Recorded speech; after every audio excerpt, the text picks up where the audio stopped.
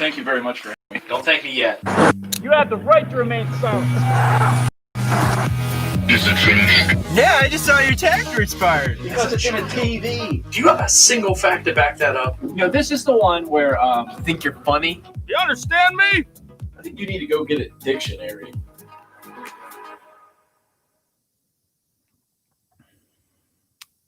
Did you find it? I did. And it is. So right here, third line down on a top. How do they spell that Xenia exactly? on a top. On a top. Yeah, I think they were going for some kind of innuendo there. There you go. There's the picture to all.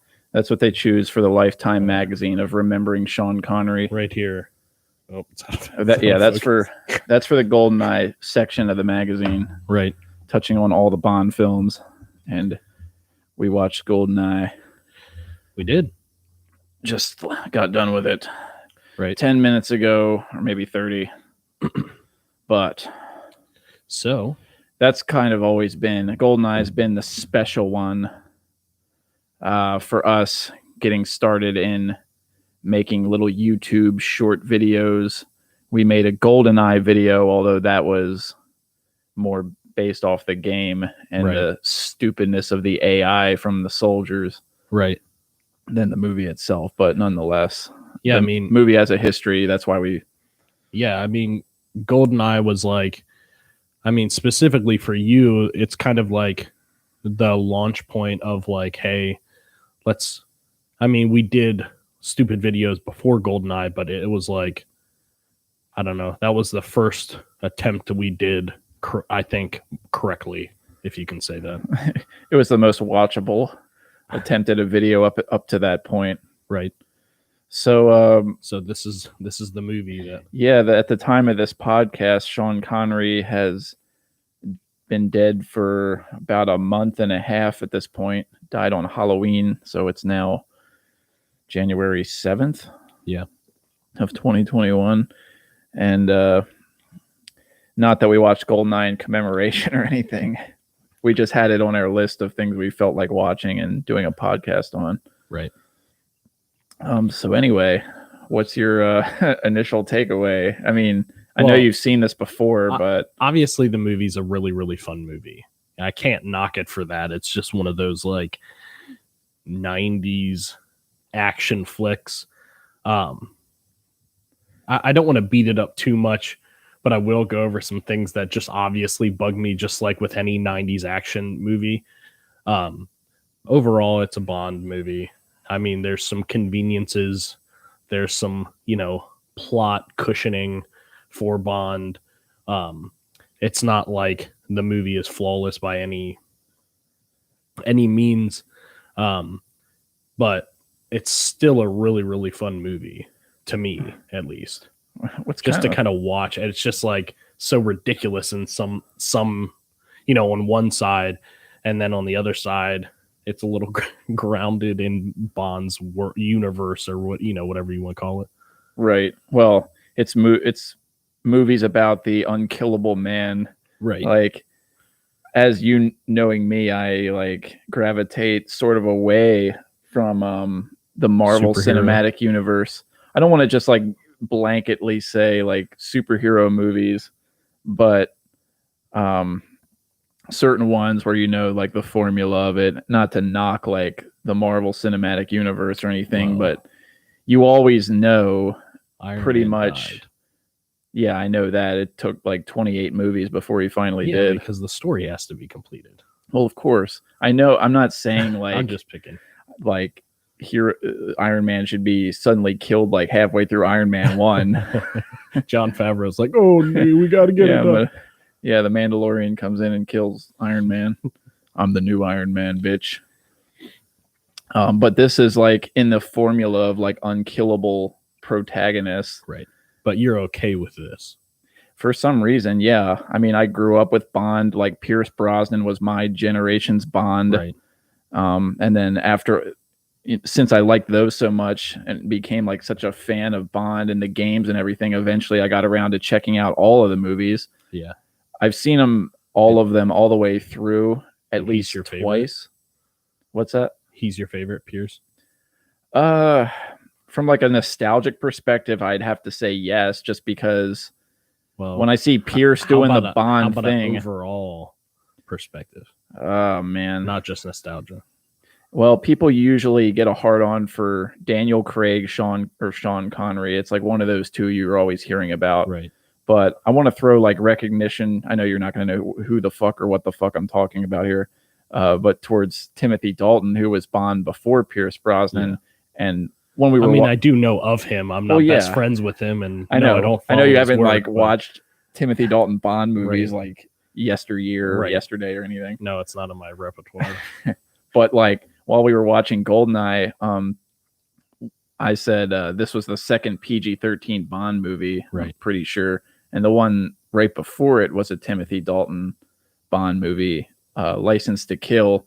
And up until License to Kill, Bond was always PG. Right. And even though like in the older years, PG, there were some movies that were PG that had they been made later, they would have been definitely PG-13, but that Right. didn't exist back then. It was still like testing the waters of ratings. Yeah. And so I've heard that License to Kill, like a lot of people like to assign this credit to several different movies, like, oh, this is the one that created the PG-13. But like watching that one, the step up in like violence and gore and the content, it was just like very much it was like much more dark, much more serious. There was Right. a lot more stuff in there that would elevate its rating to be like more mature. Are you License to Kill? Yeah. Yeah. Like that's suddenly when Bond just got like extra dark. Right. And then Goldeneye doesn't feel nearly as dark as License to Kill was, but it kept that PG-13 trend going. And I think they've always had PG-13 Bond movies ever since License to Kill. Yeah. They never went back down to PG. I think it'd be pretty hard to nail it down to a PG. Yeah, I well, mean, nowadays, but yeah, when you got the guns and the people getting shot, it's pretty hard to call that a PG movie nowadays. yeah. Unless you have Bond just not killing anybody. Do you want to go over anything or get to something before I Well, like rabbit trail off? into even my list? as much as I love this movie, I'm gonna have to take some shits on it. Right. Watching it, it's been a little while since I've seen it, and watching it now, like of course there's things I see that I'm like, that doesn't make any sense, or wow, that really stands out as being silly or something that no one would do, or oh, that's super convenient, or oh, he'd be dead. Right. I mean, that's all over the place. So you got to just kind of suspend your disbelief with Right. all of these things. Well, of course. You can have like 1,000 fucking Russians shooting at him at the same time, and they're Right. like 15 yards away, and sparks are going to be jumping up Yeah. all around him, It's but he's not going probably to get just shot. as bad as stormtroopers, in all honesty. Yeah. How the hell? Let's just start with the beginning. Let's just jump right into it. Go ahead. Speaking of jump, so he jumps off the dam and he makes his way in through the facility. And by the time he gets outside the facility, the dam is gone, Right. just to name one thing. But Which was really confusing.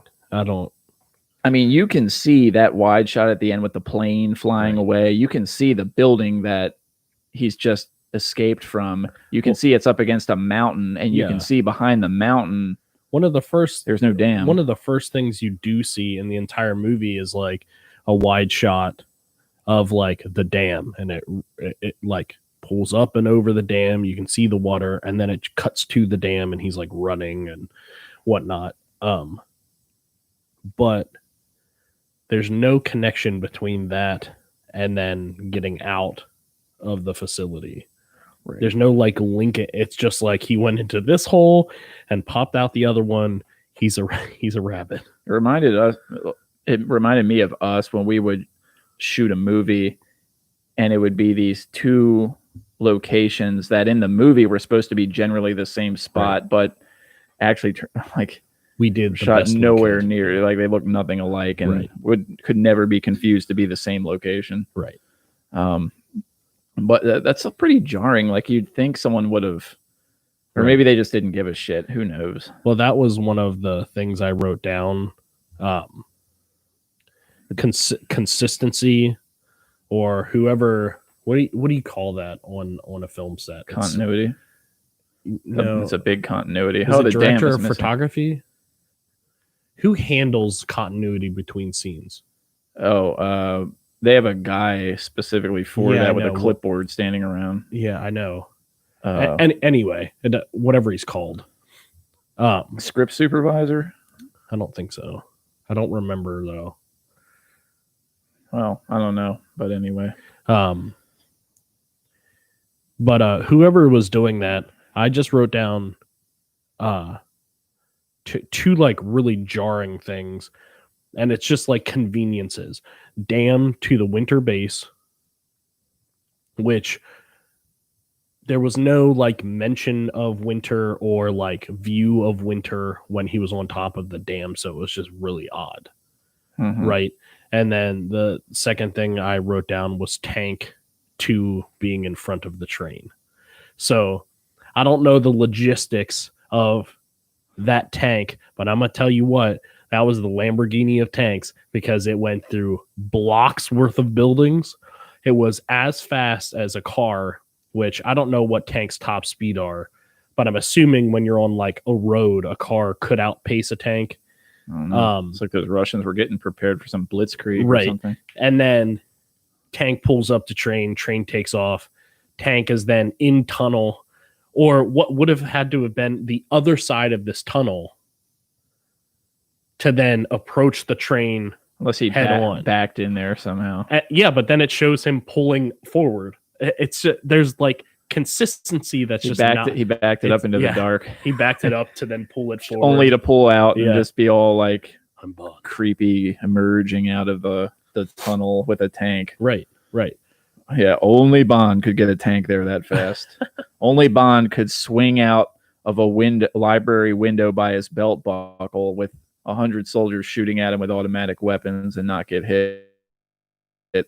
And just for good measure, we're going to have him kick a soldier in the face on his way swinging out the window. Right. Like, give me a fucking break. If you were an infantryman in the Russian military and you had one guy running around a building that you had to shoot, everyone's got him zeroed. You know exactly where he is. I don't understand how they can't take this guy out. Right. And let's say you're the guy up on the balcony. Here comes Bond. Like everyone knows where they were just shooting at him. And he swings. You were right. It's script supervisor. That was bugging the hell out of me. I actually am surprised to hear it was. Anyway, Yeah. I'll take it. Sure. Wonderful. Like the guy that gets kicked in the face. What, you didn't see the secret agent in a suit swinging towards you from the rafters? Right. It feels very 90. That's why when it was happening, I was like, oh, Steven, because there were so many times where it felt like you could put a Steven Seagal scene into this movie. And other than saying, oh, that's a different actor, it would pass. When he throws the boat He by the the face first with a thing he towel. grabs is a towel. That was Steven Seagal, and then all of a sudden the towel becomes the dead. He turns it into a sling for the boat boy. Yeah. I was just like, okay, is what it is. It's a 90s flick. Yeah. Well, and then when they're running out of the facility, after 006 gets executed, Right. and Bond runs outside, everyone's shooting at him. Right. Bond stops to turn around just to pick off a few bad guys, just to chalk a few up. Right. He takes out like, I don't know, 6 or 7 dudes, and then he continues running, and you hear a room off go, "Hold your fire," and everyone just hears him, I guess. Yeah. Even though you got all this chaos and guns going off, everyone hears a room off say, "Hold your fire, hold your fire," and they just let him run to the plane. Right. Which then he does the jump from the motorcycle into the plane. So that scene bugged the hell out of me because I don't know at what point in a movie bad guy's life do you get where you're like, I have a plan to rule the world, even though I'm not like the head honcho behind things. I'm a secondary character, but you don't know that yet. But also, I respect Bond. So when he does something stupid and crazy, I'll let him pass just in case it doesn't work out. Like what's the thought process behind that? Not much thought at all, I guess. Yeah. I mean, it's like this movie vaguely teased about like villains, like, you know, and their speeches Yeah. before like the kill. And then they did the same thing just with like different actions Right. of like not, you know, completing a kill, or I don't know. It was just goofy in that way. 006 should just be like bitch slapped so hard for being so stupid. He puts this whole plan together, risks his ass to get it done, and the one person that can mess it up for him, he lets live all the time. Yeah. He captures him so many brotherhood times. of double O's. Yeah, captures him or lets him get away every time. Like, I know it's a running joke with Bond movies that the villain just talks him to death instead of killing him, but how many times did 006 have a gun on 007? Well, that is something I wrote down. It's like a two-parter, but I find 006 and Seven's relationship violently awkward. Reason one, when you're talking about like a secret go, like if I worked for the CIA, you worked for the CIA. Do you really think we're passing in the hallways all day like, hey Matt, hey Alex, you want to get a bite to eat? Yeah, let's discuss national secrets on our lunch and become best buddies. I don't think that ever happens. Right. So like this weird 007 6 relationship of like, it's like super personal when he dies, I don't think would ever happen. Ever. I don't know how things work over there at MI6 with the double O's. Apparently everybody gets lunch together and Bond is allowed to sexually harass anyone. 006, why? Anyone. Why? You were at all my birthday parties and I was all at yours. We're the best men at each other's wedding. And then the follow-up to that is he gets to Russia, I guess, hops into a car with what is a CIA operative or agent, whatever. And they just shoot the shit. Like, there's no hesitation to be like, oh yes, you are CIA. I am also British special, Secret Service of sorts or whatever. Let's just communicate like we're brothers now because we're kindred spirits. Like, what is that? Yeah, show me the rose. Yeah. I just aimed a gun at you. Yeah. I don't get Now it. we're going to pretend that we're buddies. Right. I just don't understand it. For movie sake, yes, sure. I get it. Like practicality sake, it's very confusing to me. I think a lot of the situations that like this and Bond movie set up in general wouldn't happen in real life. Maybe they would. Maybe I'm completely wrong, and somebody from maybe this kind of thing happens every day. And CIA or what is it, MI6 or MI4 or 2, whatever secret organizations are out there. Please contact us. Majestic 12. Leave a message somewhere and explain it to us. Computer gets hacked. Watch our podcast. Yeah. No, maybe I'm completely wrong, but I just don't think it's that like fluid of a relationship. Maybe I'm completely wrong. I don't know. Who knows? Yeah, I mean, at one point, 006 said in Italian everything. I was like, what does that mean? It's so creepy. Shared. Wonder, it's very implied. Like he like rubs her face. Yeah, and then he starts like making out with her. Yeah, it's very gross. That's his thing. I guess he's just trying to be more like Bond. Right. It's like that's what I see him do all the time. I thought I could do it. Right. I'm just sloppy seconds, but I get everything that he does. Bond tastes like strawberries too. That's so creepy. It's the creepiest thing to say. And Bond's just like, I wouldn't know. Yes, he runs away. Bastard. Well, while we're on the subject of the CIA guy, I gotta, even though we're jumping to the end of the movie, this is just like the thing that sticks out in my mind immediately after finishing it. So everything just went down. Bond and his untrained computer programmer. Spoilers. She was untrained. It's a big reveal. I mean, she shows that she knows how to use a gun. Whoop-de fucking do. The two of them or whatever end up saving the world. Right. And then after the cradle thing blows up and they end up in the field, and they're like making out in the field, and then here comes Mr. CIA, who's like, well, we're just here as a backup plan, just in case. You would be around. Even though this, like, the fate of the world. I'm yelling too much. Yeah, just a little heavy. Even though the fate of the world depends on us stopping this guy. Right.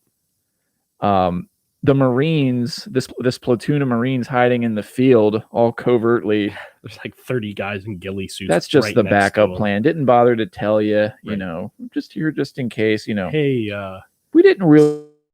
CIA Bill, do you remember like 2 minutes ago when we were getting shot at endlessly before everything happened? And what were you guys doing out here? Just eating your sandwiches in the grass, waiting? Like, I guess so. whoa, Like, the U.S. Bond can government handle has it. nothing to do with this unless we need to. I mean, all the shooting has started. They slid down the bowl The giant with guys yeah. shooting at them. Where was their backup? Were they not Nowhere. there yet? Were they patty cake in the field. were they busy at Dunkin' Donuts before they got Okay. there? Do you have your ghillie suit on yet? No. All right. Yeah. Come on, guys. If we're gonna get there and get in our makeup and get under the grass, we gotta Hurry up. get gonna there be by falling- 3. They're going to be falling out of a helicopter anytime now. A lot of shit's going on. You think we should help? Oh no! Like, what point were they gonna step in? Right. Honestly, that's I don't know. what the It's what so point confusing. were they gonna step in? Like, when things go bad or the plan isn't going how you expected, okay, then you have the backup plan. But why was the backup plan even a backup plan to begin with? It should have been the Right. main plan. The backup plan was like, if both of these people get killed, The- then we'll accidentally show up on British agent and Right. some chick some chick. are gonna save the world, and Right. we're just gonna do nothing. If the American government, if the CIA knows, then obviously the American government knows, and Right. then they have all the soldiers at their disposal to deal with Right. this, and they're just gonna sit in the field and not help or Right. do anything. It should have been a full assault. Like, they got a weapon that Well, can blow anything up or erase any records. That was the biggest issue that I had with that CIA guy. Every time he'd show up, he'd be like, "I'm not here. Nobody knows I'm here. What do you need from me? Oh yeah, I got you." Or he implies that somehow he got contents for James Bond from Q. Yeah, delivers it to him in like a Gap bag. Yeah. But he's not associated with anything. And then takes Bond's car. Wearing a And hula Jack- shirt, a straw Panama Jack hat, and it gets in a sports car Right. and peels off down and the that's fucking it. Havana. Wrap it up. I'm the CIA. I'm not here. No one knows I'm here. Hey, what's the button in this car do? Push the rocket comes out the head. That's the secret behind the scenes deleted scene that they never showed. It was actually him who took down the dish with the car. And You didn't know where 14 of those. That was another thing. The amount of explosions in this movie put Michael Bay it's a shame. on like a dog collar in a dog house outside of your house. Like, the amount of stuff that blows up because something in the next room blew up is like mind-boggling. There was a car, all it did was drive off the road and into the water, and an explosion happened underneath the Jeep just because it drove off the road. That was one of my things I wrote down was the car chase was so messy to me. Oh, Bond crushing police officers. No, as he was- the consistency between things, or like the reason something happened was like not practical. Like at one point towards the end of the chase, like there's two cop cars that come into the shot, like hard left bank down the street, and immediately both of them run into another cop car. But it's like two shots later, and they're going like full throttle, like they didn't see the other cop cars already crushed, and they just hit the back, and Bond's like, "Ooh, I'm driving over them now." Yeah. It's like, I love how he just drives over cop cars with no regard for who's in them. right. It's like, And hey, at this point, The I'm killing movies, everybody. even though he like drives over the driver's side and crushes it completely, they were sure to put a shot in there of the cops getting out, like, "Oh, you should be like, we're okay." Well, he Just to let you know. he ran over like the full side of that one cop I know. car. And then he like peeled yeah. it like an onion. And then they just held the shot because it was like, we have to show that the cop is okay. And then like one of the military guys walks over and like gets him like, and he's there and they're like, yeah. Ooh, hey, man. stop the tank. Close call. I mean, I don't know how Bond could have made that chase with that 100-mile-per-hour tank without killing any innocents in his pursuit. Right. I mean, at one point he drove it through like an entire. It was a block of buildings, if not more. Yeah, and drove it probably running like Steven Seagal did when he did that. Got himself like a quarter of both of those buildings to each other as like grandma's trying to cook noodles on the 4th floor. Yeah, it's like he's just like, no, I've got to save this woman. You do know people might be in those buildings. Bond's like, I don't care. And I don't know how many of those guards he shot were just like normal Russian military personnel. They had no idea what was going on. Yeah, it's not like they were all in on the secret Janus all operation. they knew is that some guy stole a tank. That was it. Right. Yeah, he was just like, no, they're all corrupt. All expendable. Must neutralize all targets. Even police, I'll run them over. What was the line Q gave?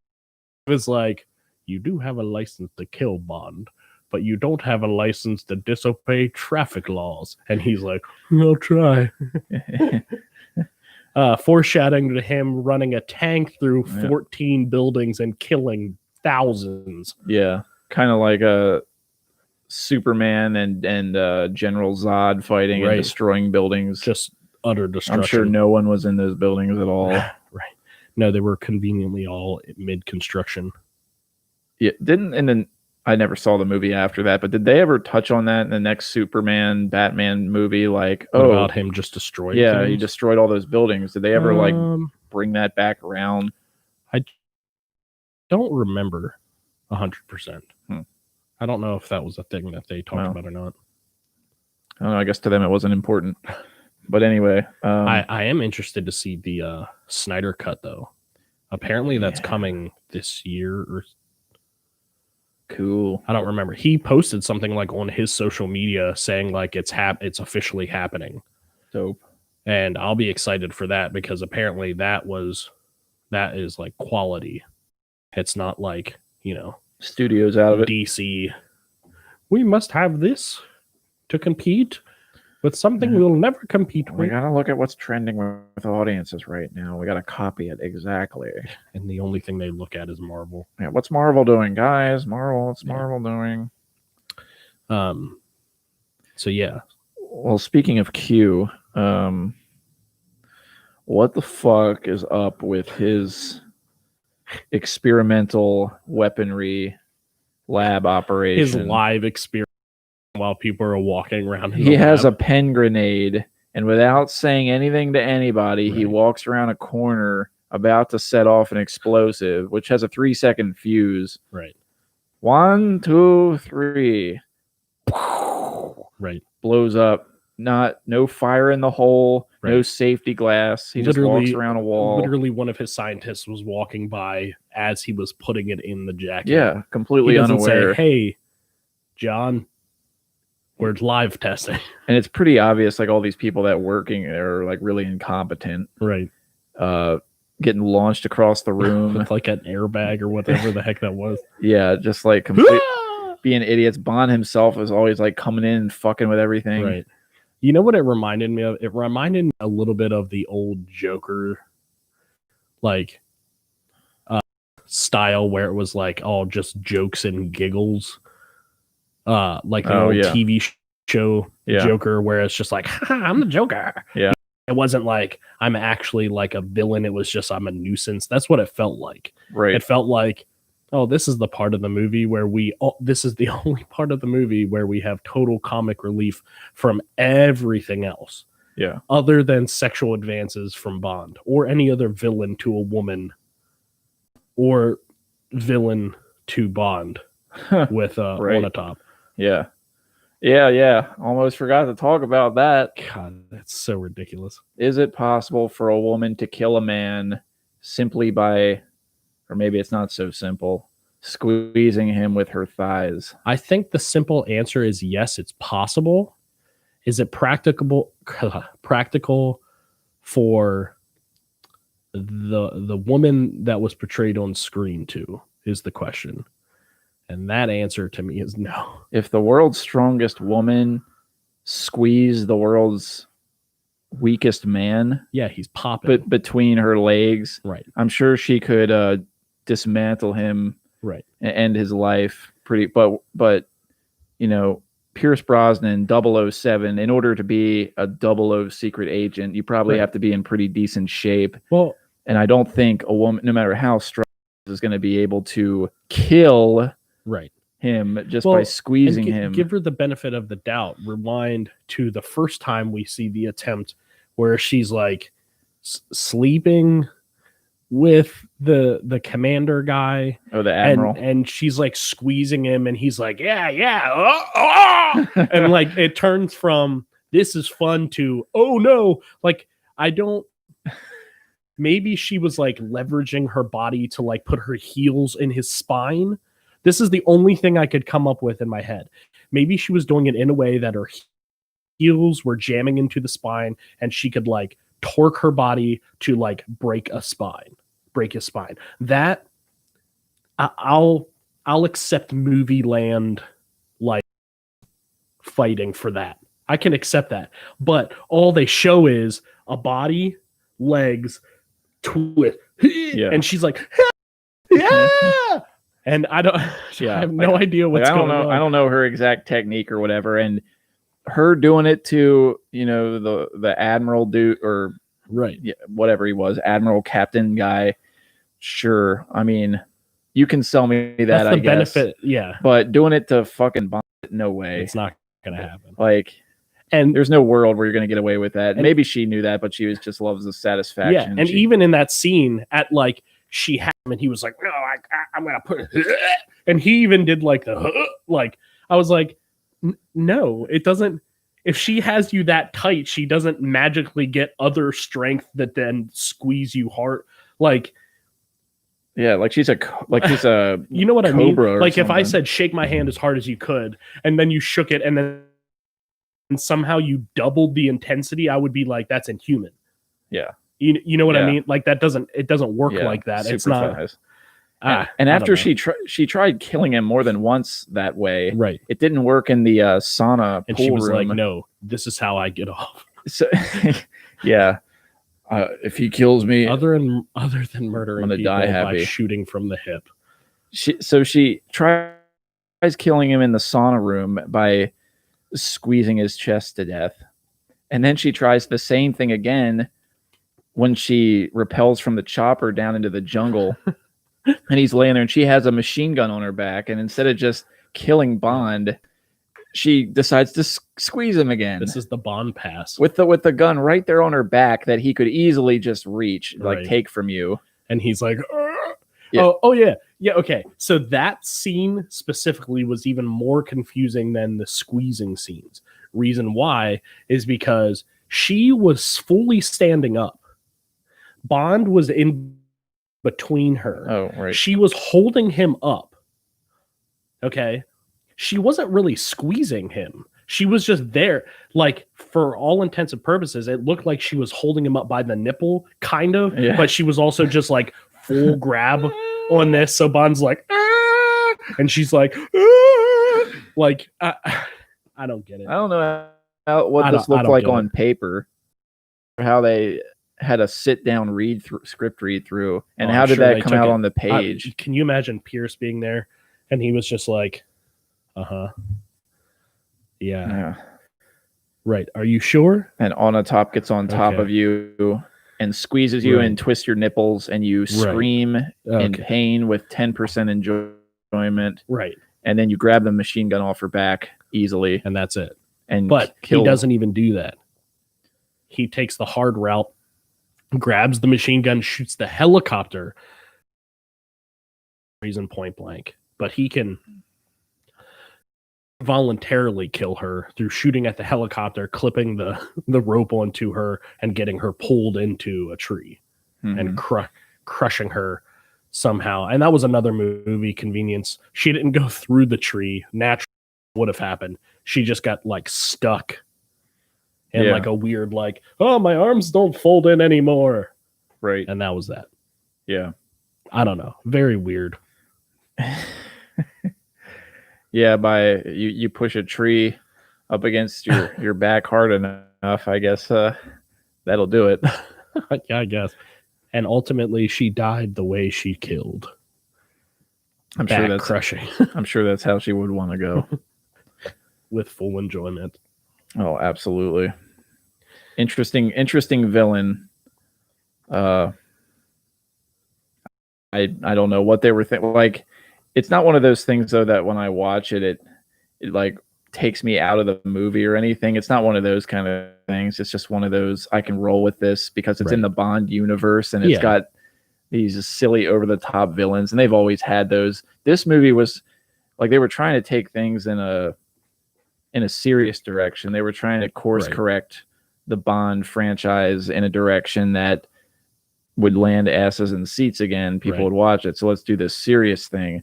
All right, serious it is. So we're gonna have a character named On Top that sex squeezes men to death with her thighs. It was like and enjoys it. It was like the group of writers were like half and half. Half of them were like the writers that always showed up for the Bond films, and then the other half were like, we got to move this franchise forward. Because like if you look at like Daniel Craig's stuff, I don't think there's like very little of that like weird humor, like of the giddy little boy. Yeah. You know, I'm talking about boobies without talking about them humor. Like, I don't think there's hardly any of that. Like, obviously there's like a sexual like aura around 007 still, but it's more like adult, I guess. And I think Pierce was the transitions to that. Yeah, he was. That's my opinion. Yeah, he sort of bridged the gap, and like, I almost used the word plausible with like Bond getting girls to fall for him. Like as time went on, right, it became more plausible, and carries this swagger about him and has this charisma, and he always knows he's going to get in their pants, no matter how they're reacting or responding to him. He just kind of gives them a wink, like, yeah, and they're like, oh. Yeah, you'll be back. Right. Like, it doesn't bother me any. Right. He carries that on him like nothing phases him. He doesn't let his emotions ever get the best of him. So I guess like that's an attractive quality to women and everything. And in like the early films though, he was practically like forcing himself on women. Like they're like, no, go away. And he's just like, oh, you want it. You want it. Yeah. And they're okay. And they're just like, oh, okay, I'll succumb to your charm. Right. It's the Baby It's Cold Outside Christmas song. That's Bond. Yeah. He's definitely a snuggler. Right. No, I mean he even in this movie, it was like a couple times like that where it was like, you know, the female on scene at the time was like in shock or something, and he's just like forcibly holding her close, and it's just like it's very I guess my thing about this movie is that there was like so many oddities that like in a sense contradicted itself, or like it grew up too rapidly, the character did. So it's like hard to keep track. Like at the beginning of the movie, what's her name is like, you know, a second rate hacker, and she can't do anything. She can't even guess Boris's knocker. Like there's an image of like a woman and like her boob like moves, and she's like, oh, what's your password? Tell me, I don't know. And Boris is like, oh, you have them in front of you. Ha. And it's like, come on. And then by the end of it, she writes like a code that it takes him a really long time to like get through. And then she's the hero somehow. Like she had all this time to like hone her skill. Yeah. So she goes from like this woman who needs Bond to like, now you're comparable to him. Like even the two times he's like, don't move, she like immediately moves and goes and does her own thing. And in turn, she kind of like is Bond's peer in a way. And that makes, I guess, her, you know, good for him, or a right match for this, you know, the end of the movie. Yeah. I don't know. It's just a little odd. They seem to work really well together too, without going over any plans beforehand. Like The convenience is what intense. I thought this was just fucking amazing. When they got into the control room near the end of the movie, they like made their way inside undetected, yeah. and she's like, "Oh, there's the mainframe room," and he's just like, "Okay, stay here," and he like jumps over the railing and just gets himself in a gunfight Right. without telling her to do anything, without Right. going over a plan. Right. He just jumps out there and gets himself captured. Right. Why? It doesn't make sense. What's the point? What was the point of that? Like, she mentioned that the computer mainframe is there, and he doesn't say like, "Okay, good. So here's what we'll do. I'll create a distraction, and Right. you sneak." And none of that stuff. He tells her to wait here. Right. What if she followed your advice and she did wait there? Right. Then She's then dead. what happens? She's dead. She just stands there like Right. afraid. I mean, she was terrified when the place was attacked. You could see like the fear in her face and Right. hiding in the coffee room, just like basically shitting her pants. Right. So she pulled off the fear well, but by the end of the movie, I guess she's like battle hardened now and Yeah. just knows exactly what to do. Yeah. I mean, there was just like this like growing up that happened that seemed a little disconnected. That's all. Yeah. I mean, it's a Bond movie. Yeah, it's it's- enjoyable. Yeah. It's just, But from a practicality or realistic standpoint, it's hard to be like that. I always I appreciate it when there's you're the hero or team of heroes is about to pull off some kind of plan. Right. I like it when the movie or the show gives you a glimpse into their planning of Right. what they're about to do. So you get the logistics of like the building layout, where the guards are, Right. how they have to overcome obstacles. And then when they actually get into it, it doesn't work out the way they plan. But Right. with this, they just get in there and wait right here. I'll be right back or whatever. Right. And every time, While the fucking, sorry, Yeah. I'm yelling into the mic. While the just push it, while push the it out from you. while the Marines are waiting in a field, like, what's the military term? 2 clicks away. Right. Not And they doing anything. probably weren't even that either. They were like right there.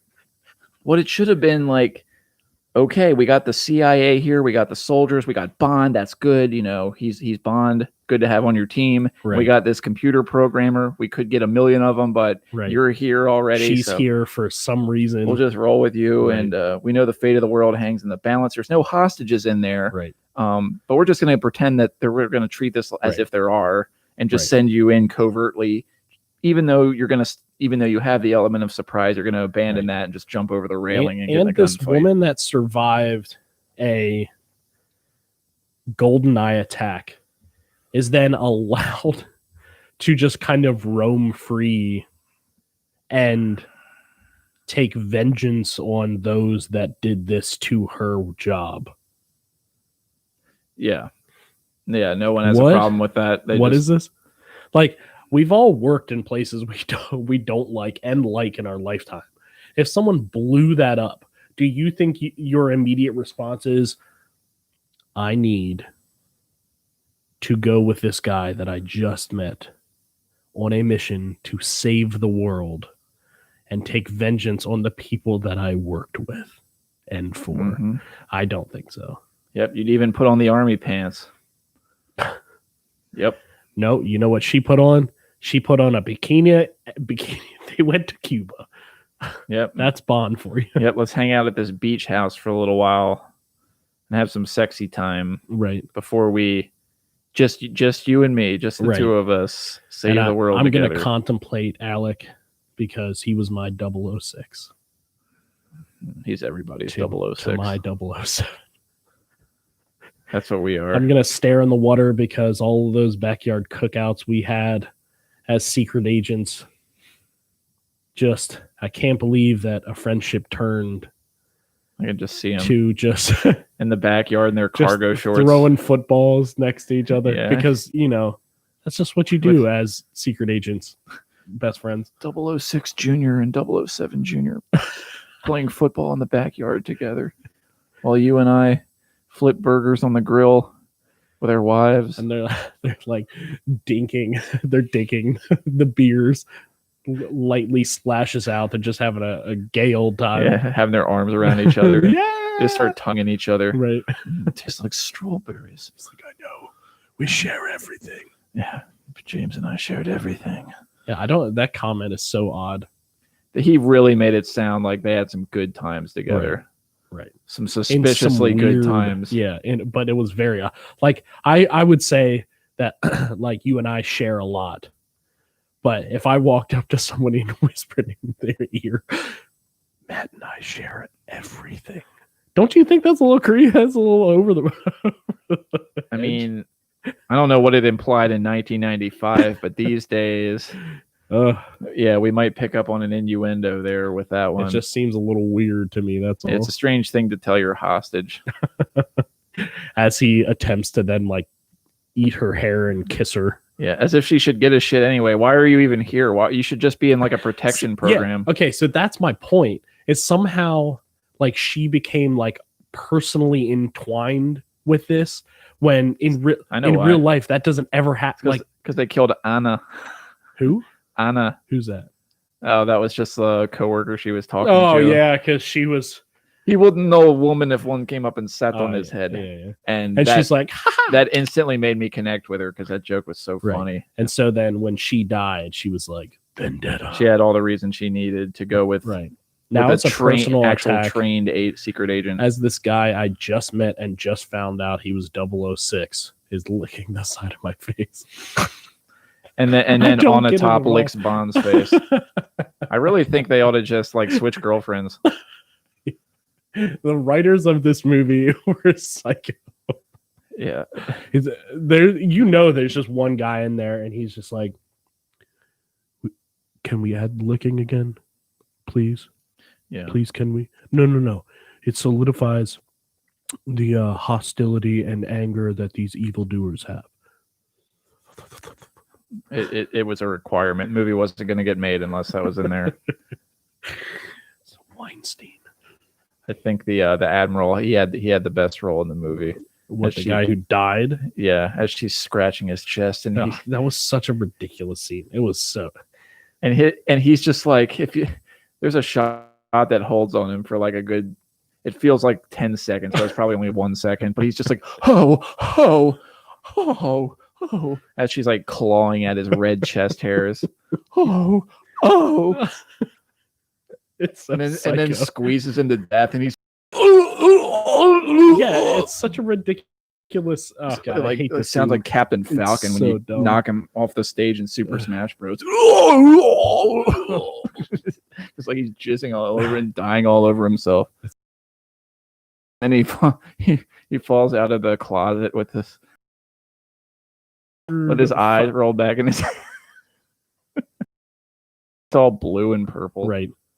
Because it all makes sense. She suffocated his entire body by squeezing. And she just gets like orgasms by doing it. Like clearly that's what they were doing because she just was like, ah! Every time she would kill somebody or squeeze somebody, get hurt, cause pain. Even touching a gun or seeing a gun. She literally shot from the hip, killed a whole room of people, and she was like, yeah.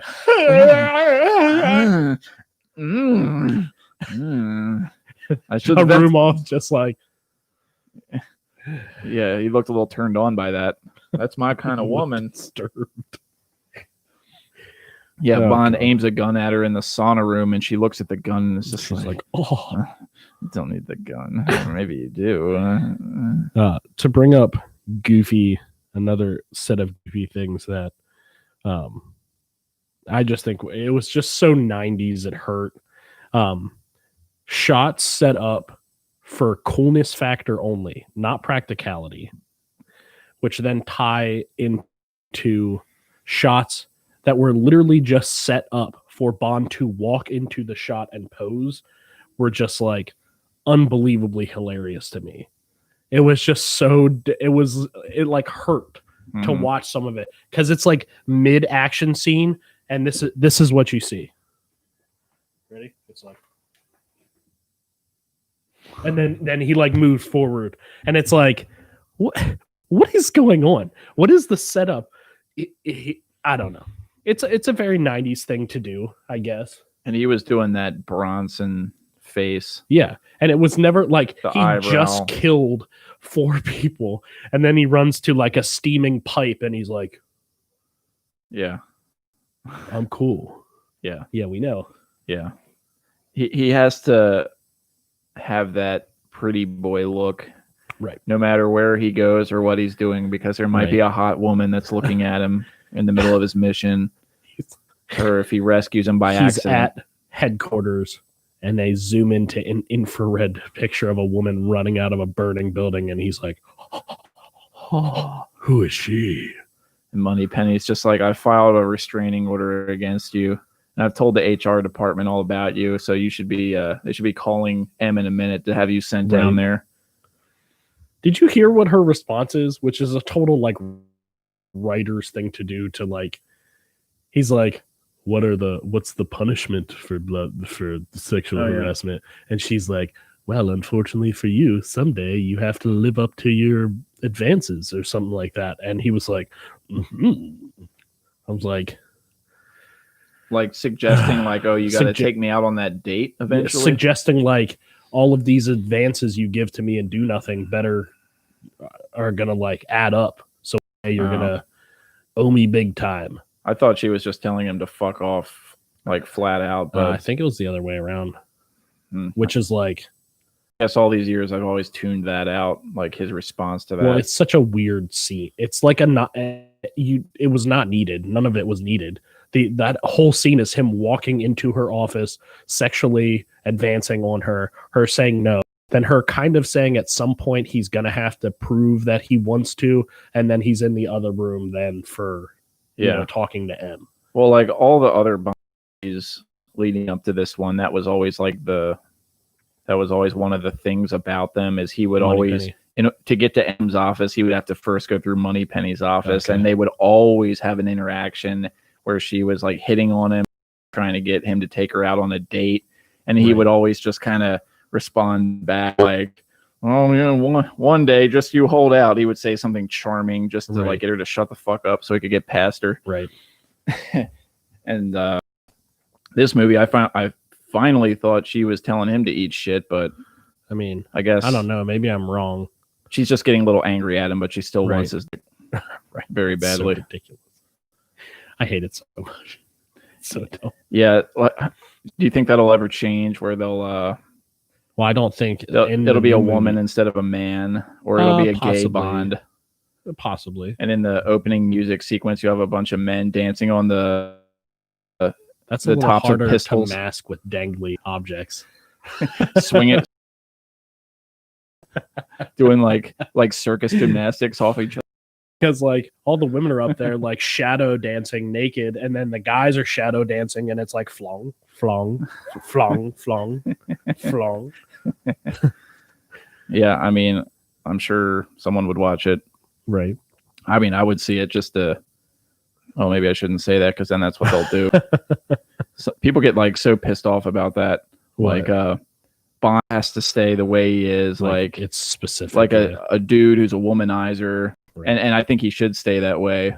I didn't have any with him being Bond being played by Idris Elba, which I thought was going to happen for a while, but a lot of people got pissed off about that the same way they got just pissed because he was black, right? in a lot of people's minds. I'm sure that was why. Yeah.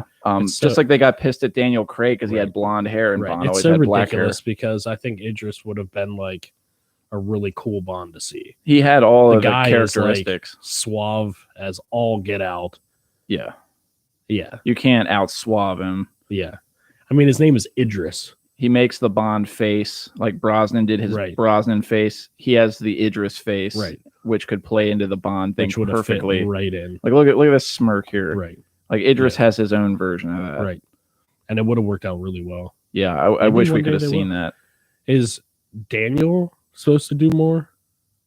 From what I'm hearing, I thought he was not the one that was supposed to be out by now is his last one. Okay, maybe Idris is after that. So then he'll have done 5. Maybe they just need the climate to be a little bit more advanced. Yeah, I don't know, but I don't know who's going to be the next Bond. But I mean, it's still going strong today. Like when it does come out in the theater, when theaters still were around.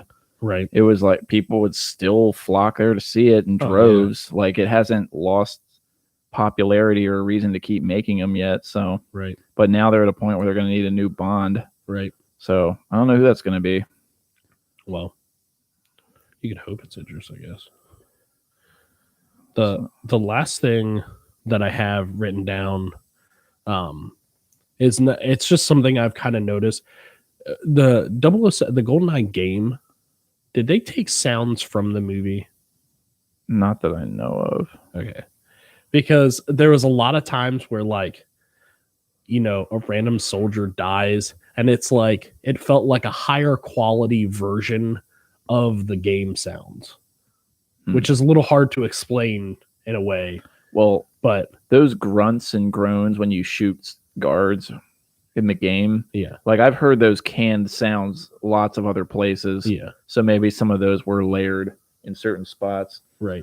It just felt very, very familiar, which is not a bad thing. Yeah. It wasn't that ridiculous, but like there was a couple times where I was like, that sounds like a little bit more of a real life version of like a, you know, yeah. HUET in all capital letters.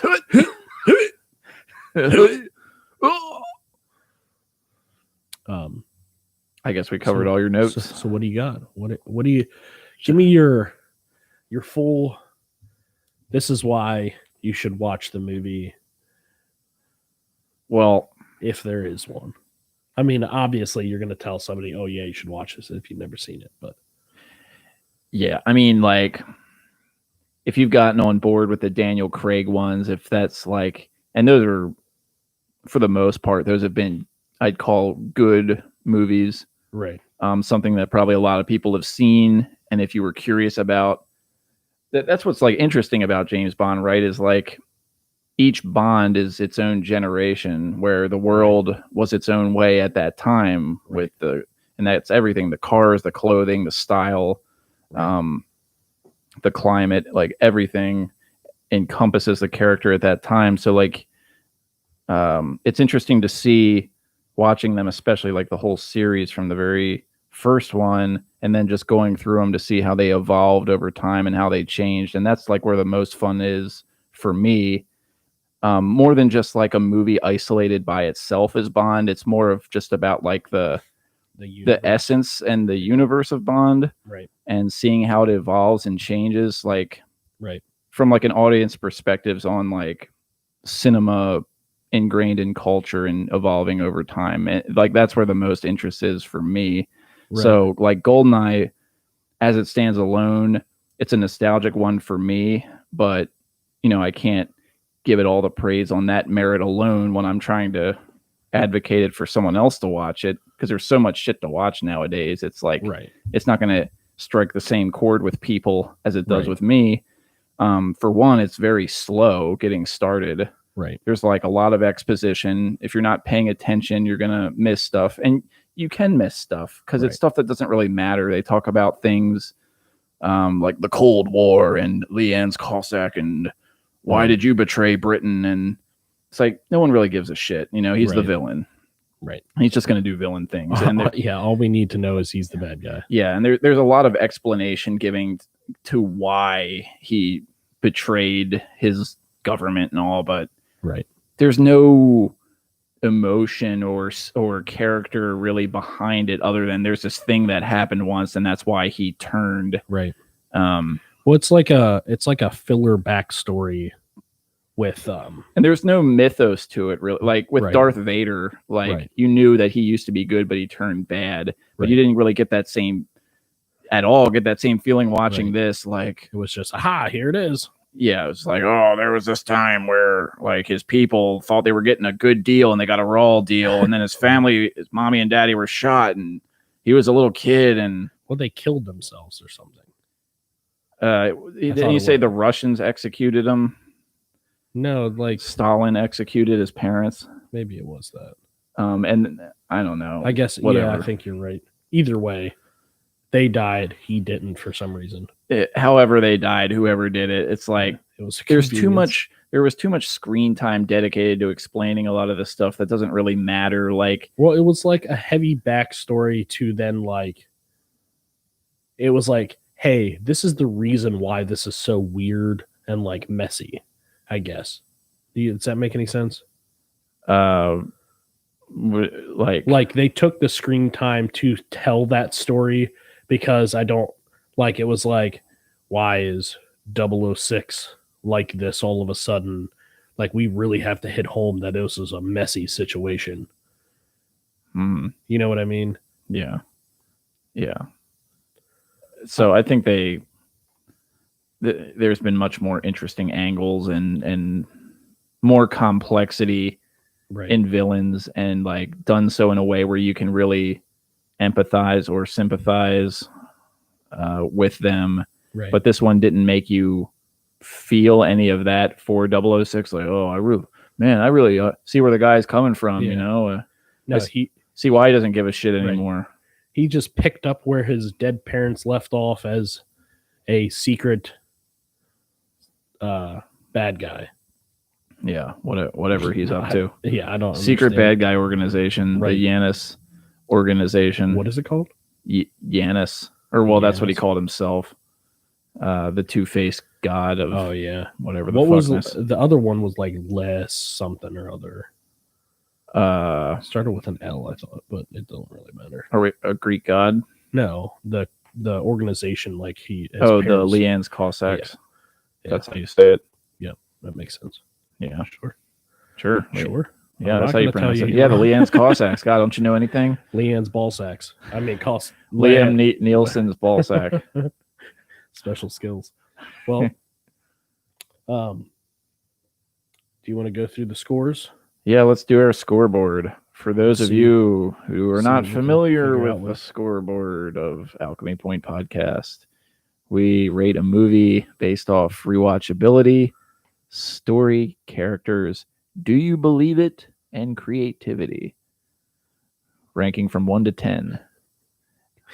So the "do you believe it" part sounds so ridiculous. Yeah, But we I- always but have to like explain it, what but- that means. This is like the universe that it's in. That's just something I've always done with movies, like, because when you're like rating a movie and the only thing you're factoring in is like some type of like, oh, is this 100% realistic? Then no. I think that's where story comes into play, because you can base kind of like any type of story on like real life. You know what I mean? It's like, because every movie, and I've said this before, but every movie sets its rules and boundaries. Like, it establishes that. Right. And if it steps outside of those boundaries, Right. it's suddenly broken its own rules. And So that's where the "do you believe it" comes in. I mean, we can like kind of like I how James Bond gets a fucking tank ahead of a train to a tunnel, which he then fucking busts a shot into the front of the train, jumps out of the tank, and somehow is like 500 yards away from the tank as he jumps out of it. that's a little bit more explanation. Do you believe the movie universe? Perfect. He jumps out of the tank, and all of a sudden he's like super far from the tank he just jumped out of. Right. The train. Oh yeah, that was something I didn't write down. That bugged the heck out of me. Yeah, you saw him like pan his. Yeah. The camera did a movement where it was his POV and Yep. it panned, and he was like He's really like a fucking football far. field away after just jumping out. And it hits the tank, and like 10 seconds later, he's on the train in the Right. car that the bad guys are on. Right. Super convenient. What did That's he do? it. Did he just like open the door and Yeah. he happened to be in the same car and they didn't Sure. hear him come in? Sure. Oh, actually, before we rate, this was the part I wanted to talk about. Oh, go ahead. The train part, when Bond got in there, the train had just crashed. Bond's in there. 006 is on the floor, Right. and then Bond has the gun on Right. them, so he's got the upper hand. Tells 006 and on top to stand up, Right. and then 006 is like, aha, but I got a bargaining chip, and Right. has General Arumoff bring in Natalia. Right. Okay, so Arumoff is like directly behind Bond with a pistol, Right. 5 feet from him. 10 for the sake of the argument. Right. Say 10 yards for the sake of the argument. Right. But he's in the same train car right behind him. Bond is staring fiercely at 006, having a conversation with him. Why didn't Arumov just aim the gun at the back of Bond's head and shoot him? Convenience of Bond. It's like this guy. It's like that weird like arch nemesis honor thing, where it's like, it's about the honor now. You're my only, but you're the only person in the world that could ever be on par with my evil. Then you balance me out, so I give you all these chances. And 006 being an asshole just gives Arumov a nod as if to say, yeah, execute the girl. Right. What happens right after that? Bond does what? Turns and shoots Arumov? Like, what do you think's going to happen to Arumov? You kill her and then you're going to kill him? Right. Maybe he's the one with the gun. He's the threat. Kill him. Right. Why shoot an unarmed woman? Yeah. I don't get it. There was too much set up for things that you just knew, like, never really actually played a factor into it. Everything, it's just kind of like the C's part, the plot parts, right? Sensibility and logic part for Bond to walk through safely and without consequence. Right. So, other than breaking a sweat or two, he doesn't even get shot.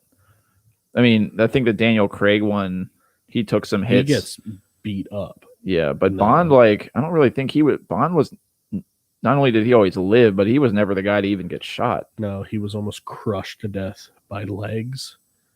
Mm-hmm. And when they crashed the plane, he was pretty sore, I guess. Yeah. There wasn't any, like, so sore that he took a nap in the jungle. That's the dumbest thing. They both took a nap in the jungle. You get really, really worn out after those plane crashes. After your adrenaline starts pumping and your survival mode kicks in, the first thing your body tells you to do is go to sleep. Yeah, you're on a mission to save the world. Your plane crashes. You climb out of the plane. Heart's racing. There's soldiers. They're going to be here any minute because, a plane crashing near a secret military operation. They'll be there in minutes or seconds. Good time to take a nap. This grass is pretty fluffy.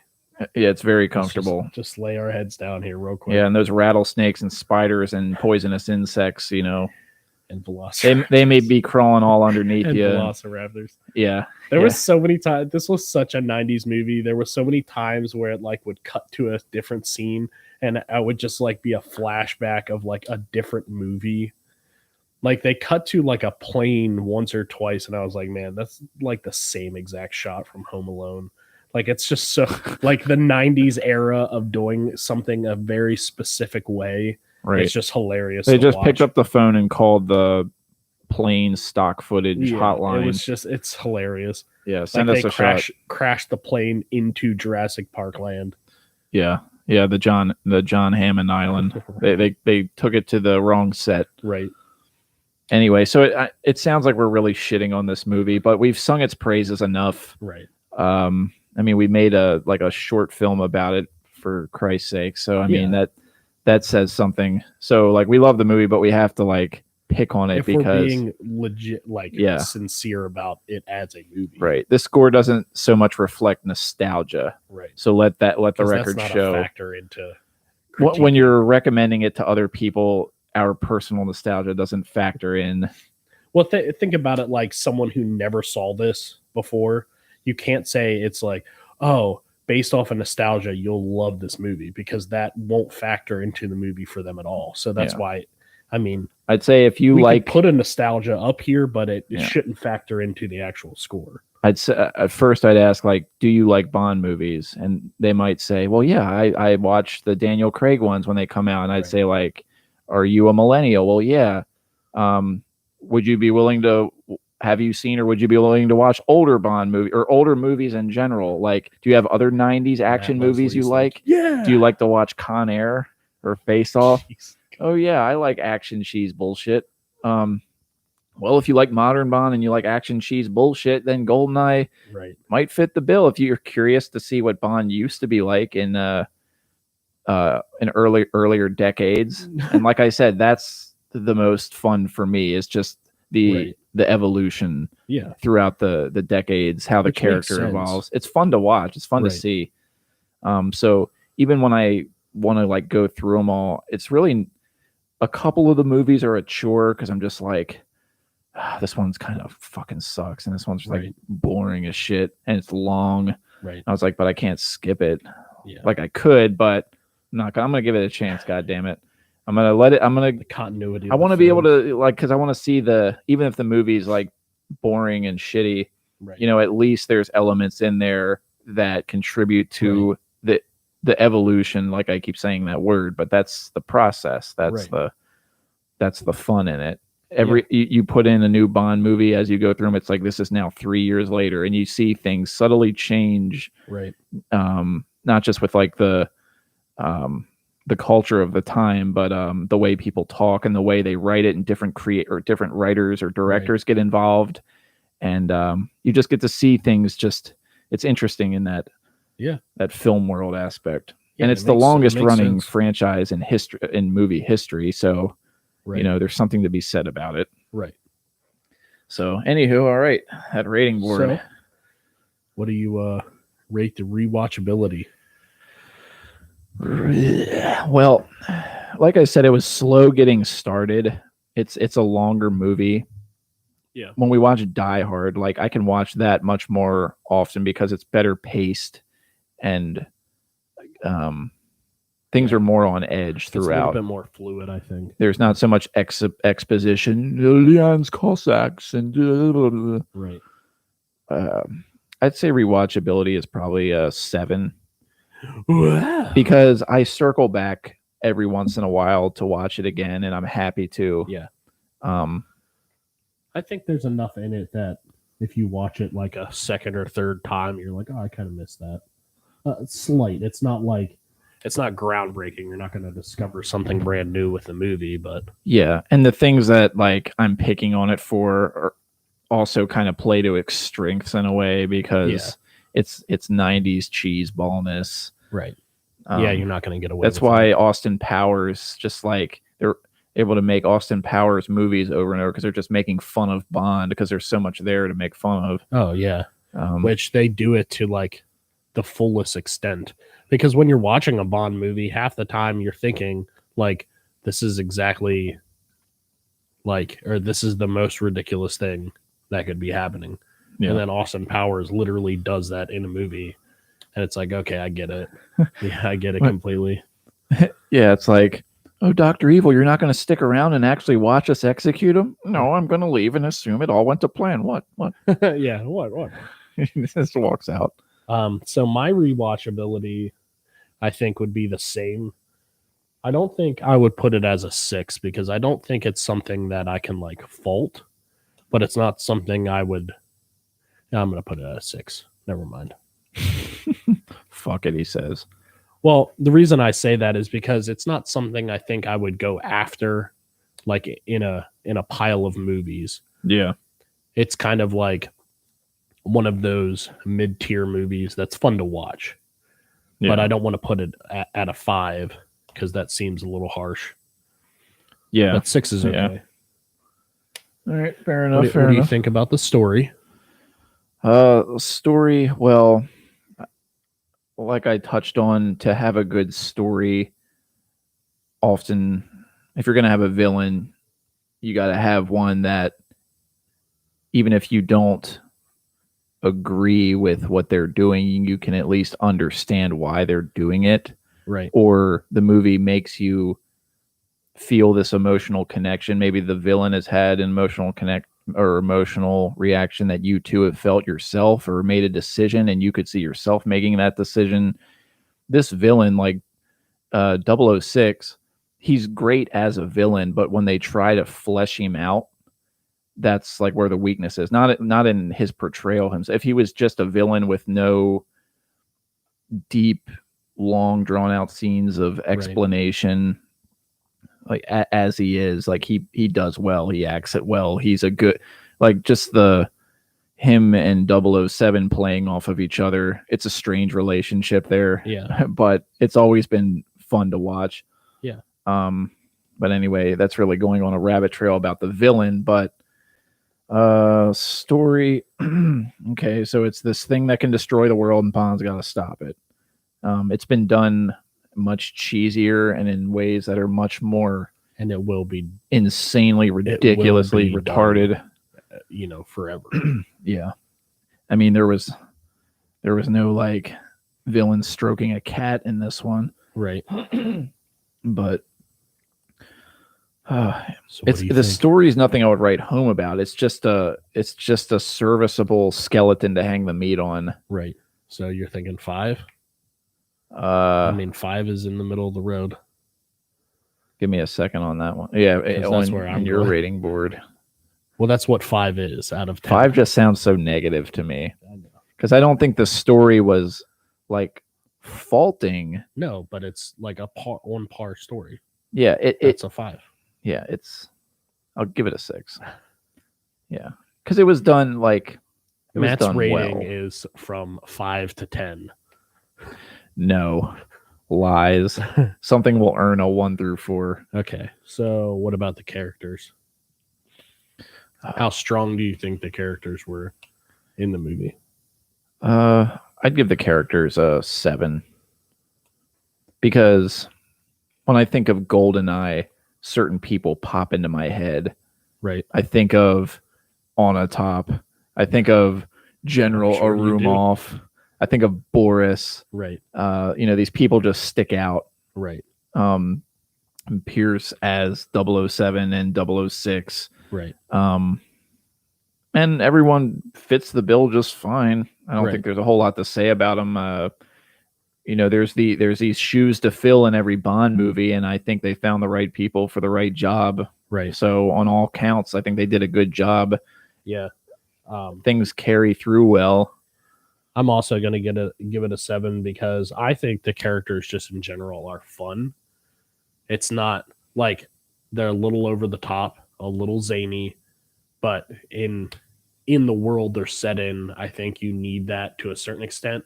With Bond being a little over the top and zany, like on his end of things, you have to have that comparison, I guess. On a Top is very over the top. Yeah.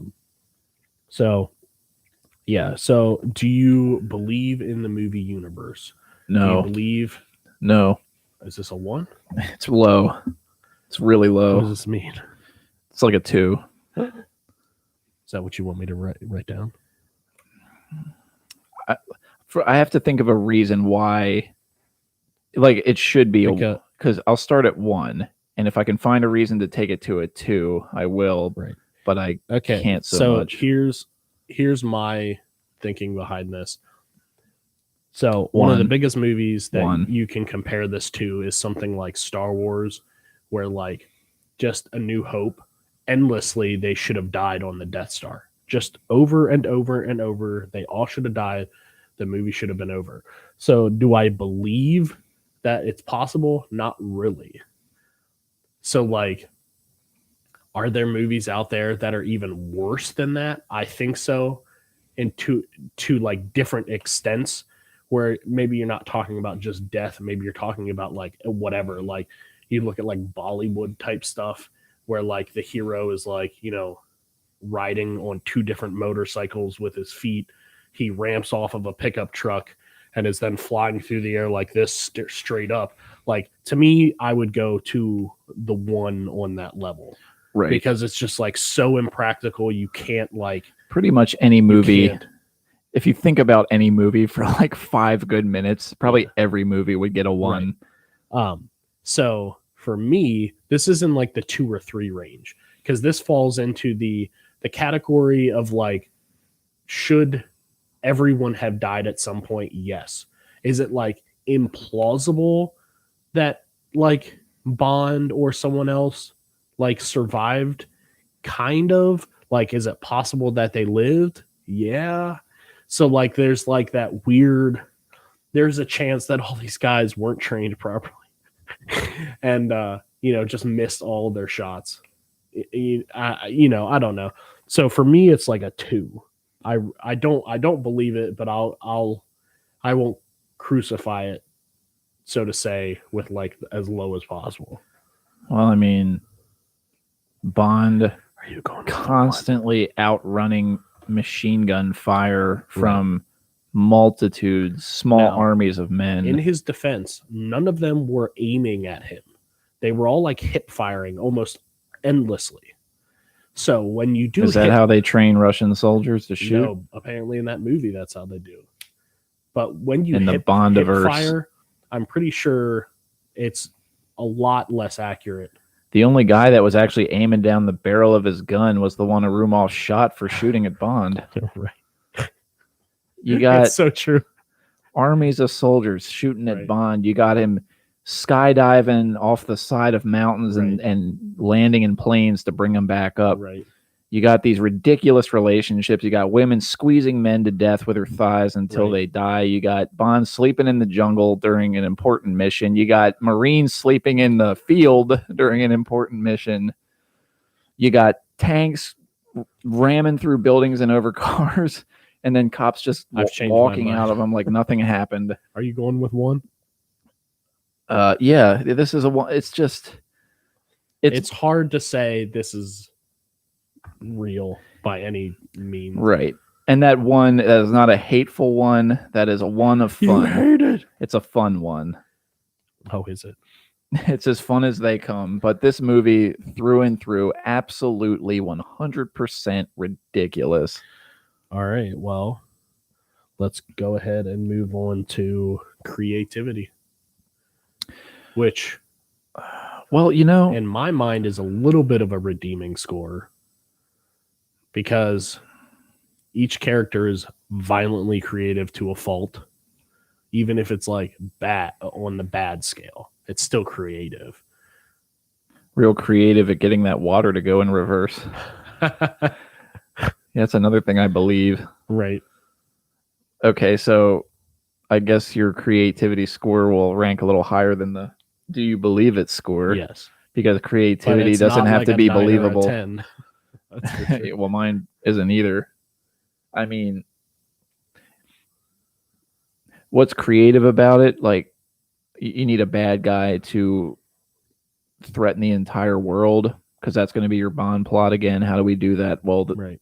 he's got a machine, a big gun in space that can turn off computers and make your IBM or Windows 95 explode and the sparks come out of it, and then we hug each other as we fall to the floor. Ah!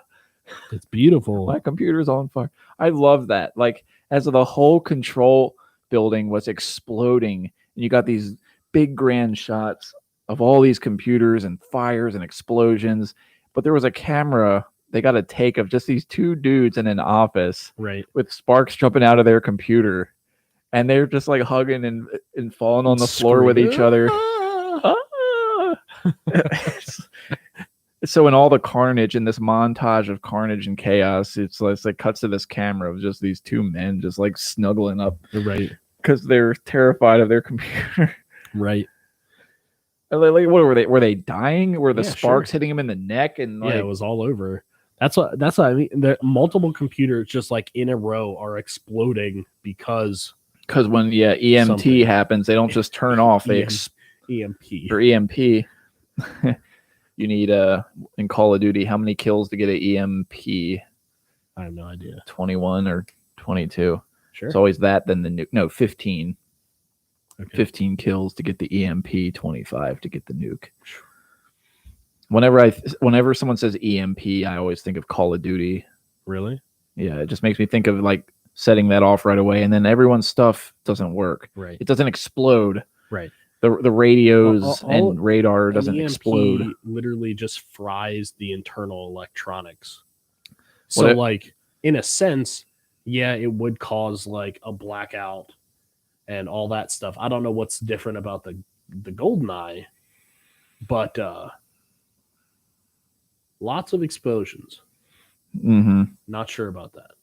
I mean, explosions to the point where an entire like ex-government facility came crashing down because I guess the support beams weren't good enough. And when it's just like after you drive a tank through a bunch of buildings that look like they were built in the 17th century, Right. but they don't fall. Oh, of course not. Not when Bond does it, because if anyone died at his hand, then that he just wouldn't be Bond. Bond doesn't do that. Creativity. Go. All right. Well, in the sense of like, how did these filmmakers with the Bond script or with Bond responsibility thrown into their lap yet again, how did they navigate this task? Like, did they do it in a way that was creative or in a cookie cutter way that was like uninteresting? I mean, Right.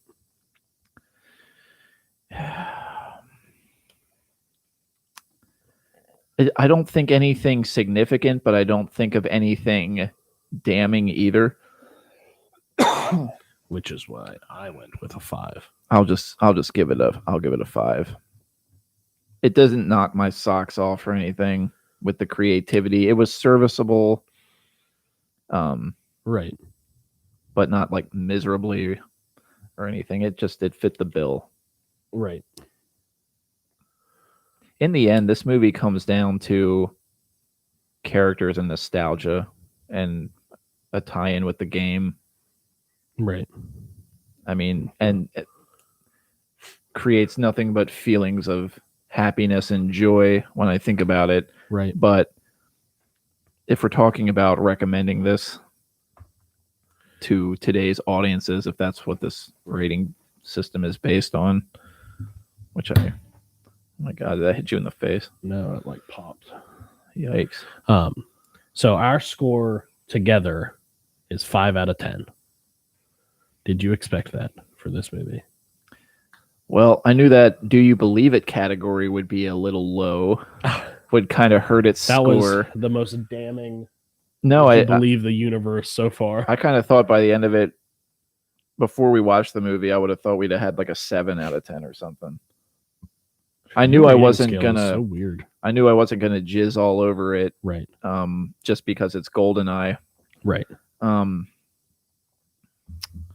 But yeah, this one, it's like with Bond, this scoreboard and Bond movies aren't really gonna marriage too well together.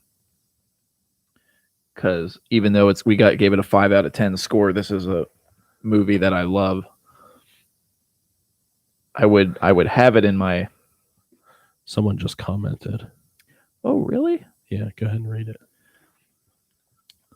Hi, and man, I'm kind of bored and no one is really streaming the games I like today. Could you play and complete the entire game of GoldenEye 007 N64? LOL. Yeah, sure. So go ahead and tell the stories about that one. When I was in college, I beat Control on 00 Agent, which is like the highest difficulty. You can unlock a difficulty beyond that that's even harder.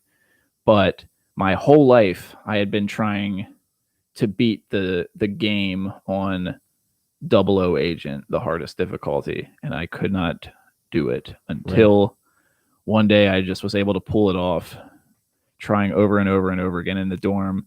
I mean, I played the game through from the beginning. I got all the way up until that point, and it's the part where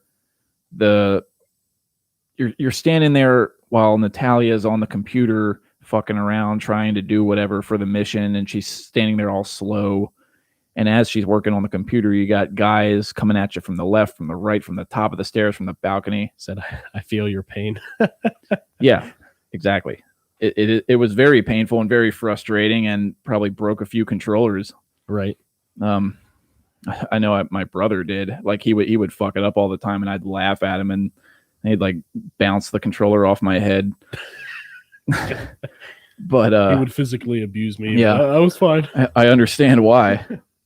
But eventually, I did it, and I was so happy. I took a picture of it. I posted it on Facebook. Yeah. I was like, "Look, everybody, look what I did!" And then the next level, Caverns, I couldn't beat it. I was just like, I was happy to get past Control because I had never done that in my life. But Caverns, I couldn't get past. I got to the very end of that level, and I couldn't get past that long corridor where they're shooting where the automated turrets are shooting at you. Right. I know people do like speed runs of that game now where they beat it on the hardest difficulty in like 3 minutes. Yeah. And they just run past guys basically. Yeah. But I hadn't like studied those or anything up until that point. Right. I usually like to take out all the guys. Yeah. Leave no survivors. Right.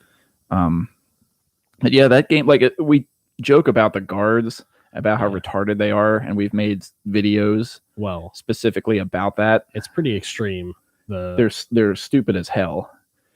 Yeah, like they'll see you and they'll do this slow ass roll on the floor, right. and by the time they stand up from it, they have 18 holes in them, and then they're just like, ooh,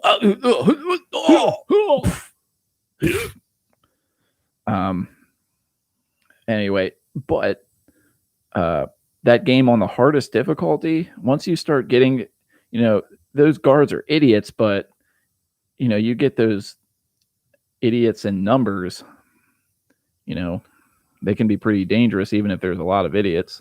Right. Yeah, of course. I mean, idiots spraying guns from the hip at you in large numbers that's never good news. Right. Because they get more accurate on those harder difficulties by those last levels. Like they're just like They're snipers. actual people. Yeah. Yeah, they respond a lot quicker. Hey, we've been actually trained to kill Bond at this point. It's amazing. Wait. Oh, I thought you were reading Run No. Past Guys. Yeah, you did say it. Run past guys, yeah. If you would enjoy it, go ahead and comment, give us your answer. I can play you a clip of our old GoldenEye video that's still around on YouTube. Oh, Jesus Christ. And this is something we did years and years. What is it? 10 plus years ago.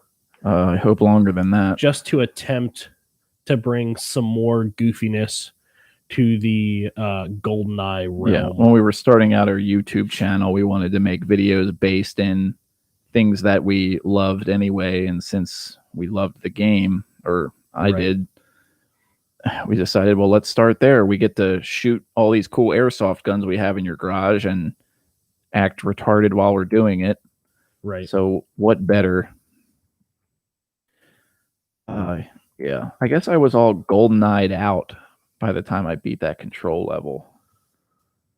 I suck ass at multiplayer apparently, because that MagFest tournament. Oh, that was a something joke. I was going to bring up. One of the funniest things I've ever experienced with Matt is occasionally, well, up until this past year because of COVID, there is a festival called MagFest, and they have like huge warehouse rooms with every gaming system, arcade games, et cetera, et cetera. So we found out that there was going to be a N64 GoldenEye tournament. Matt was psyched to be there, getting ready to crush That was supposed to the be competition. the thing that I was Crush good them. at. Like, you all had your games that you were good at. Smash Bros, Mario Kart, whatever the fuck. Yeah, GoldenEye was no one knows those supposed to be games. my game. Right. Because right before I was playing GoldenEye, there was a tournament for the first Super Smash Brothers, and like a 12-year-old girl beat me. Right. Not only beat me, but we both had like 3 lives, and by the end of it, she had all 3, Right. and I obviously didn't have any left because she whipped my ass. Right. And Did you get into that with Brian? I don't think so. Okay. Brian and I never sat down and like got into that. At least I was able to kick Cody's ass a couple of times on Mortal Kombat. Right. But if he picked Reptile, the son of a bitch, I had to pick Ermac because it was the only way I could own his ass, Yeah. just by spamming teleport move, jump to the left side of the screen, reappear on the right, and punch him in the face. Right. Just spamming his ass over and over again, just to Right. try to get a reaction out of him. That's good. He got enough out of me. But anyway, so yeah, after this girl kicked my ass in Super Smash Bros, I hope nobody was watching. I'm glad they didn't put that up on like the big screen or anything. What, your stuff? What? Any of the games I played at MagFest, it was a goddamn travesty. I go Wasn't to that sit down bad. to, it was awful. There were definitely people that are worse at those games than you are. Oh, what a relief. I feel so much better. But I sit down for Goldeneye, and they're doing like 4 people at a time death match. I can't remember, but I think it was pistols only. And, you know, I just got wasted. Right. Any kind of little gun battle I got in, I just got shot in the face, shot me in the eye sockets over and over again. And I Right. was missing and sucking and It was that getting bad. fucked over. It was embarrassing. It was such a shame because I was like, you know, this line was so fucking long. Right. This is my game. I've got to try. I've been playing this my whole life. You know, I should do pretty decently at it. Like, Right. who are these kids? Well, These kids don't know nothing. yeah, I was like, I yeah. put my time in. I feel like I'm the only person left on Earth that's like still talks about this game. Like, See, I don't have a circle of friends that play Goldeneye Right. anymore. I'm the only So fucking one left. that's the thing about going to like a festival. So MagFest, for those who don't know, stands for Music and Gaming Festival. And so it's a ton of like music or game-based music, so chips tunes. I mean, it's like anything from classical music to hard metal, but it's all like game oriented. So the songs are about games or just like general stuff. And then just gaming, games, anything from tabletop to like RPGs, massive online games, anything you can think of is there running like 24/7 for like 4 days. And the one thing I realized, and you definitely realized that time, was you think you're a nerd until you show up where the nerds show up. And you are outplayed, outgunned, out whatevered instantly, because there's always 1 or 2 people that have been doing it for so long compared to you. And you always think in the back of, like, I thought in the back of my head, like, yeah, I'm a pretty big nerd when it comes to things. And then I show up there for the first time and I'm like, nope, I'm just a normal person. Like, I'm barely a nerd at all. Yeah. And it's awesome just because you get to see, like, in this, like, I don't know, beautiful world of music and gaming. When I did a 8-player Smash tournament, Right. every time somebody would run out of lives before me, I would feel so good. Because that was one of the games I played where there was like a big crowd of people watching, and it was down to 7 people, 6, 5. And I was like, I'm still in this motherfucker. I've got it. Yeah. Right. Like, maybe if I can just kind of look like I'm fighting, but really just not get hit. Just, Right. I can let them kill each other and I'll come out on top. It's going to be fine. Didn't work out that way. I was hunted down like fucking bloodhounds. Yeah. They just hunt me down and whip my ass. Nothing I Right. could do. I'm trying to think of like a video game that I sit down with friends and play that I can win pretty regularly. Right. And it's not like I do that very often these days, but back when I did, it was Mario Party. That was like my thing. Yeah. And that is the one I'm still playing today consistently with friends. Right. But now I'm fucking always losing that. 64 though. Yeah. Yeah, that's just You're still really holding tight to the 64. Which Which isn't a bad thing. It's like, I don't know. It's just like maybe it's the controller. I've always held the controller in a way that no one else that I know holds it. With my hand on the left handle and my thumb all extending all the way over. So say this again. When I hold an N64 controller, everyone that I know hold their left hand is on the middle handle, right under the analog stick. So their left thumb is on the middle. It's on the middle handle of the N64 controller. Okay. I'm the only one I know where my left hand is on the left side and my right hand is all the way on the right side. I don't hold the middle part of the controller. Can you get an N64 controller? Because I'm very confused about this.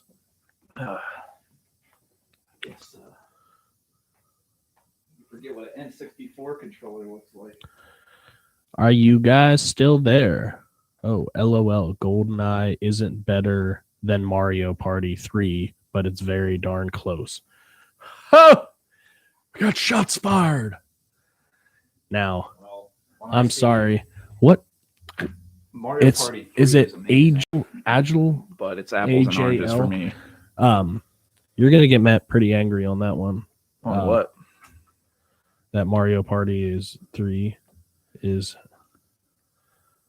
No, It's for just- me, that's just Goldeneye apples. is better than Mario Party 3, but it's very darn No, close. Goldeneye isn't Oh, isn't? better. I can't see that far. I'm getting old, I guess. And I'm saying it's for So me. you hold it like this? Yeah. Here, let me see what you're doing. No, my Can You're- you show me your craziness? like that. That is disgusting. It's because my thumbs are like insanely long. So, goddamn cameras. Here, let me make it easier for you. Yeah. Okay. So my left hand is on the left side of the controller. Oh, this is a mirrored image There. And Well, no, it's not for them. It is for us. So you're like this. yeah, does So that your feel your strange? your fingers are longer than mine are. Yeah, it feels very strange because it feels very unnatural. Like that, I guess. Yeah. So I don't know, like in relation to like video games today, that's not like how hands are postured when playing video games. But for N64, like that was your jam. that. Yeah, that was my bread and butter. So And that's because got to keep those wins up on one of these games. The N64 is the only controller that had like that weird third option An option that I never saw anyone else in do. the middle. Yeah. Well, Because normal controllers wouldn't have this. the You thing know in what the I middle. mean? Yeah. Like this was like a weird add-on because now you have like D-pad, joystick. You know what I mean? Right. Like even if you look at like GameCube, that's like it completely switched over to like kind of the standard layout. The form of controllers are all over the place, or like the actual design, but Yeah. the I guess it was Nintendo Form of just trying layout, to be different and outrageous. well they did. And N64 is definitely something that people love, that's for sure. Yeah, I mean they got all these multicolored controllers. That's the grape controller. Right? Used to have a grape system along with it, but it drowned in the basement flood. sadly. But the controller lived, so that's good. Right. Every time I play Mario Party 1, I get to destroy the joystick with that fucking tug of war game where you spin the joystick around really, Well, really you fast. can look at this joystick and It's tell already- that it's like completely worn. It's already getting fucked up, which is a real shame. Right. Like every time we play Mario Party 1, I What- keep meaning to get my shit controller so I can at least fuck the joystick What is up. in this? What is this? That's a memory card. Yeah, okay. I have a rumble pack. Well, no, I don't. It died in the flood too. But that's what would be there. Well, Anywho, so yeah, that's Goldeneye, a 5 out of 10. The movie. the movie. Maybe we should do a gaming review as kind of requested. Oh yeah, the game. Well, yeah, that would have a different rating system for sure. Yeah. Before we sign off, do you want to play a little bit of this nonsense? Oh yeah. So, for those who are watching, this is our, I guess, what we would call old YouTube channel. And this is one of the first original attempts that we did at movies in general, but as a, what would you call that? Like an homage to Goldeneye. Yeah, something to. It was an idea starter. Right. Like we need to make a video about something. So So Goldeneye. call Hollywood and tell them we're available for the remake. Yeah, it's totally riveting dialogue. Includes things like oh. This is only 4.5 minutes. So It actually is Gettysburg though, so I guess there's some hot trivia for you. Now that's an actual bow tie, right? Or is that? no, it's not an actual. Well, in that first shot, you tied it. Yeah, I really well. tied it to make it look like one, but it's definitely It came apart in the Look second. at it. It's Yeah, hanging down. the second take, it's already fucked up. But we just kept rolling with it. That's Right. how you show up to work. That's how Bond shows up to work. I remember when you sent this to me after you finished editing it and doing all the effects, because I wasn't involved with that at all during these days of editing. Right. But I was just like, this was my first time ever seeing like effects An attempt at and, effects. and edited together video of something we made, and it was just It was half okay. It's corny as all get out. That's for sure. well, there was actually 2 other videos before this, but this was like those early years where we first started. Right. You'd send me a video after we shot it, and Right. just seeing it all come together was So it was always great fun. Get that fun feeling. It was the terrible watch effect. I just remember sitting down and thinking, like, how can we add as much in to everything as possible? And somehow we fit it into 4.5 minutes, which is actually pretty interesting to see. God, back then, that fall wasn't so bad. This one's terrible. It's Jace also takes a in nice slow spill motion. there. I remember he slipped. God. He's taking such safe falls back then. Oh, You know- that's wonderful. The one thing I remember about doing this that I actually hated is keeping that bullet counter in the first person views. Oh, yeah. Yeah, that had to be a pain in the ass. I don't remember how accurate I was with it. I remember this shot. We scooped up at the very, very end. We had finished everything, and we're just like, oh, let's just get that part Right. for whatever reason. Just something dumb that the guards do. I love this show. Yeah. This is my favorite. Jace just laying there, his face in the dirt. Oh, God. This was the best property. Yeah, I miss that place. Just having it all to just do whatever. Well, there was just so much space to do anything, and you'd never see anybody else.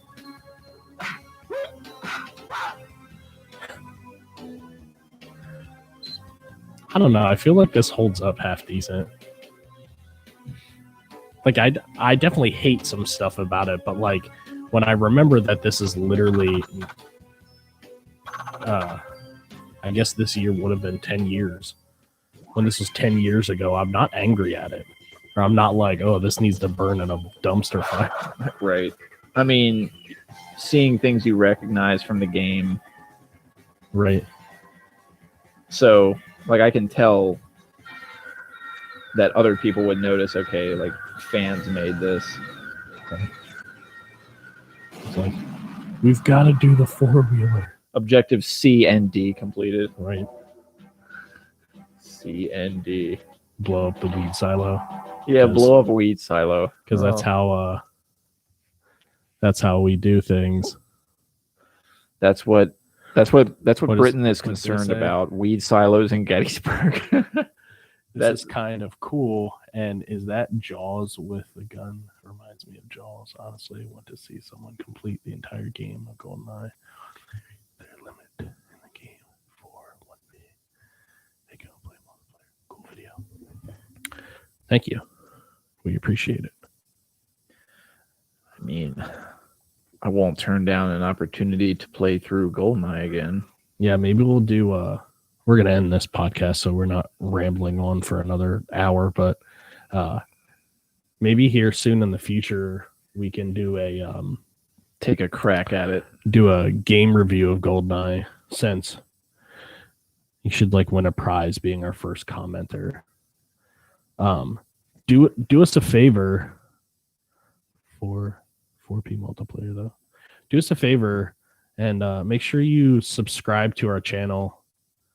And maybe once we get big enough, since you're our first subscriber, Also big. since you're our first commenter, we'll send you a Goldeneye related item. Not my cartridge. Yeah, we'll send you the N64 game. Send them that prop you made, the mine. Oh yeah, Or no, we want to keep that. We're gonna use that someday. yeah. So I guess for now, we'll shut it down. Shut her down. Anybody listening or watching, please go subscribe, follow us on Anchor, Spotify, Apple Podcasts, Google Podcasts, all that nonsense. Leave us a message, comment, direct message, get in contact with us about movies or possibly games you want us to review. I never even considered that, but we could kind of do that as well every once in a while. Yeah. So yeah, I think that's it, right? Right? I don't got nothing else. So LOL, I just subbed, but for other reasons. Ah, that's adorable. it's so nice. I love our one fan so far. Dude, we're gonna be superstars in no time. Yeah. So, well, I think that's it for now. We love you all, and good night. Bye. You know, freaking. No, what's this? But I've had it half on your side. You're out your cash. You're out to